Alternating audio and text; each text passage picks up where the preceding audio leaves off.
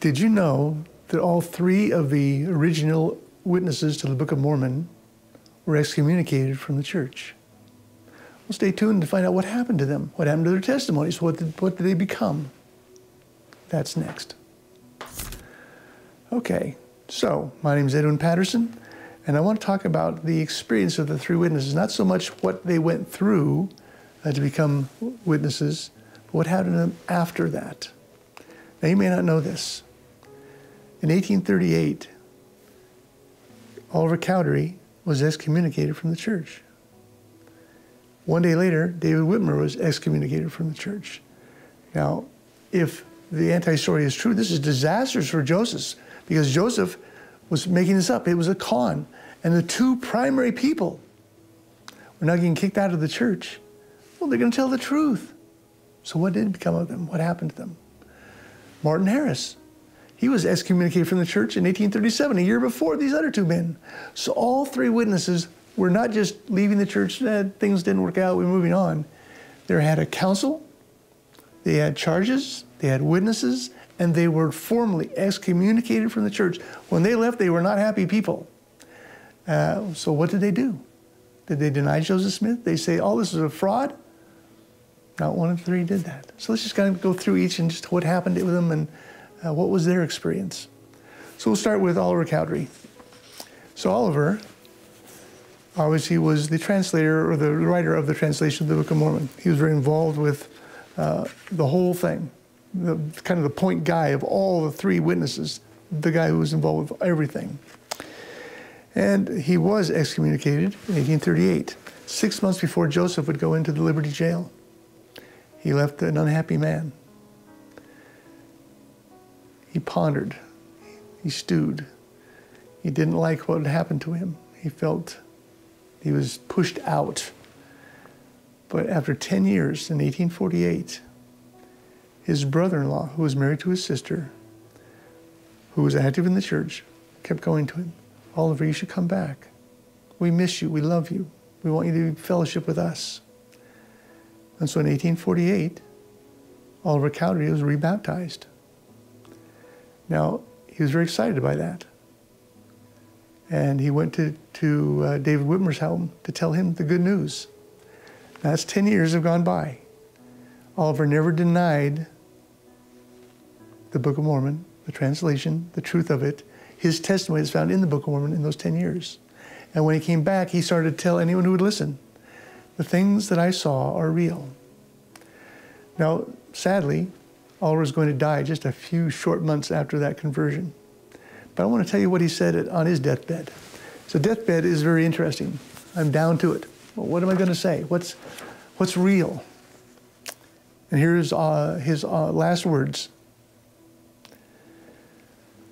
I'm a dying man, and what would it profit me to tell you a lie? I know of this Book of Mormon. It was translated by the gift and the power of God. My eyes saw, my ears heard.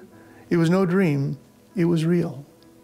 Now here's the perfect guy for the antis to go, yes, he's leaving the church. What are they going to do? He'll tell the truth now. It'll all be exposed. And on his deathbed, back into the church, he said, you know what, that just never happened. Or the Book of Mormon is real. It happened in a way that I still bear testimony of because I saw with my eyes, I heard with my ears. I know what it was. I'll never deny that on his deathbed. Okay, that's interesting. Let's go to Martin Harris. So Martin, in 1837, was excommunicated, same kind of way. There was a trial, witnesses brought in, church council, you're out, my boy, sorry. And he's gone. Again, he's upset. Years and years go by, almost 30 years. He's at home, he's unhappy, life hasn't worked out well for him. A returned missionary is coming home from his mission and stops by to see him. His brother Martin, why don't you come back to us? He was living in Missouri at the time. Come back to us, be part of the church in Salt Lake City. Well, they don't want me, I'm nobody now. We love you. We want to fellowship with you. Come with me. I'll find the money to get you back to Salt Lake. And so Martin Harris did. He went to Salt Lake. He was rebaptized. He moved to Logan, Utah. He bore testimony of his experience with the Book of Mormon over and over and over and over again. He's going to die. He's getting old. So Martin says this on his deathbed. The Book of Mormon is no fake. I know what I know. I have seen what I have seen. I have seen the gold plates. He held them on his knee for an hour and a half, went through, turned the pages. It was that intimate.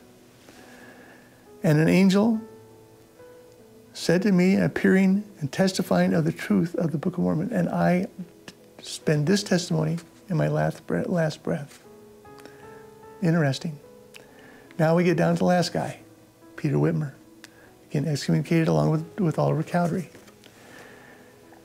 He never came back into the church. Years go by. So he's kicked out in 1838. In the 1880s, he hears a rumor. Here's the rumor. David Whitmer has said that everything done was fake. He's admitted the truth, say the antis. He hears this. He's ticked off. He's a man of lots of thoughts, strong thoughts. He's a strong man. So he rents space in all of the regional newspapers around him. He puts in his testimony, and he says, I know what I saw was true.